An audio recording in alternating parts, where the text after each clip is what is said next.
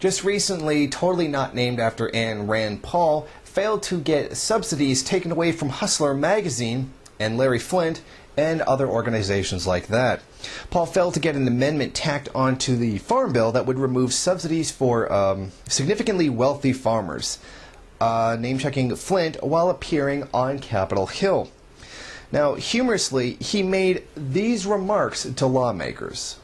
A good question for the Senate might be, what do Scottie Pippen, Larry Flynt, and David Rockefeller have in common? The answer would be that besides being very rich, they've all gotten farm subsidies in the past. Now, the measure was defeated by a vote of 84 to 15 after Senate Agricultural Committee Chairman Debbie Stabenow said the bill already limits subsidies for wealthy farmers. Now, this is what it says according to the article. Stabenow said in a statement that excluding Rand Paul's proposal, America's deficit could be reduced by as much as $23 billion by eliminating unnecessary direct payment subsidies, consolidating programs to end duplication, and cracking down on food assistance abuse. Now, according to the Congressional Budget Office, Paul's proposed amendment would have only saved a comparably insignificant $7 billion. Following the plan already set down, they could save $23 billion, or they could save $7 billion by following Rand Paul's plan. Now, in this situation, I actually do agree with Rand Paul.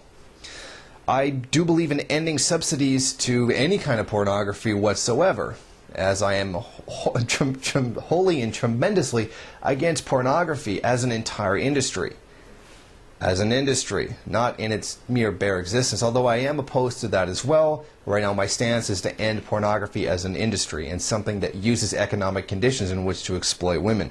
Not to mention all the damage that pornography actually does to women, but I'm not going to go into that right now because that's not the point of this video. Now, interestingly in all this, besides the fact that I do agree with Rand Paul in this situation on cutting subsidies to pornography and Larry Flynt and other things like that, interestingly, he still has no outrage towards the Koch Brothers and the oil industry and how much money they receive from the government, how many subsidies and contracts and stuff like that.